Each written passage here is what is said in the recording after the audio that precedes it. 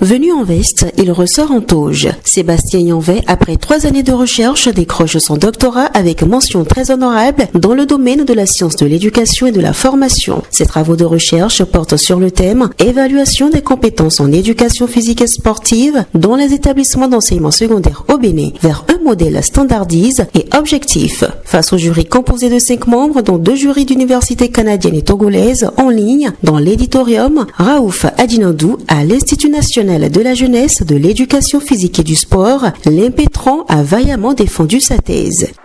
Depuis plusieurs années, nous avons constaté que l'évaluation des sports collectifs soulève des défis majeurs en termes de qualité et d'uniformité. Les travaux issus de la littérature scientifique, les pré-enquêtes exploratoires, ainsi que nos expériences convergent pour mettre en évidence une hétérogénéité des pratiques évaluatives.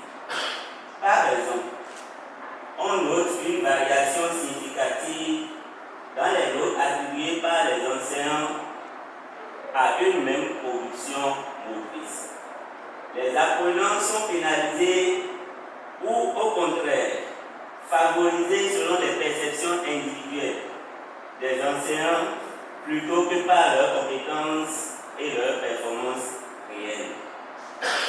De ce constat émerge une préoccupation à la fois pédagogique et didactique. Comment garantir que chaque apprenant soit évalué dans les sports collectifs de manière juste et équitable, indépendamment de l'enseignant responsable de l'évaluation. Mais l'introduction de la notion de compétence dans les curricula de formation a modifié les modalités d'évaluation en EPS. L'évaluation ne porte plus uniquement sur la performance observable, mais sur la mobilisation intégrée de ressources pour résoudre une situation problème, ce qui constitue une préoccupation majeure pour l'enseignant EPS. Face à la complexification de l'activité évaluative, il est donc nécessaire pour les enseignants de penser de nouvelles méthodes d'enseignement et d'évaluation. Il s'agit d'une thèse de plus de 200 pages qui développe un modèle d'évaluation uniforme et standardisé à partir des prescriptions de l'approche par compétences. Séduit par sa présentation, membre du jury et collaborateur du laboratoire ayant accompagné le nouveau docteur dans ses travaux de recherche apprécient et font des observations. Je trouve que le travail que notre collègue vient de présenter est un travail vraiment édifiant. C'est à son actif parce qu'il a su, à partir des constats du terrain, montrer comment l'évaluation en sport collectif est vraiment un problème capital pour le programme d'enseignement au niveau du secondaire. Et surtout sur certains aspects, il nous a montré que sur le plan de la productivité, sur le plan de l'organisation, sur le plan de l'appréciation individuelle, il y a un problème, il y a, nous avons un problème d'objectivité au niveau des évaluateurs qui ne permet pas de faire ressortir en soi la capacité des enfants, des apprenants à résoudre une situation problème. Comme il a si bien montré dans son travail, les perceptions divergent d'un enseignant à un autre. Nous formons une famille. Nous allons pouvoir faire des séances de vulgarisation avec nos collègues sur le terrain et leur permettre de s'asseoir et d'élaborer des grilles capables de pouvoir évaluer de façon un peu plus objective les apprenants en sport collectif. C'est un travail original en ce sens qu'il aborde un volet très sensible de l'enseignement-apprentissage qui est l'évaluation. Et selon la revue de littérature, l'évaluation des compétences est complexe.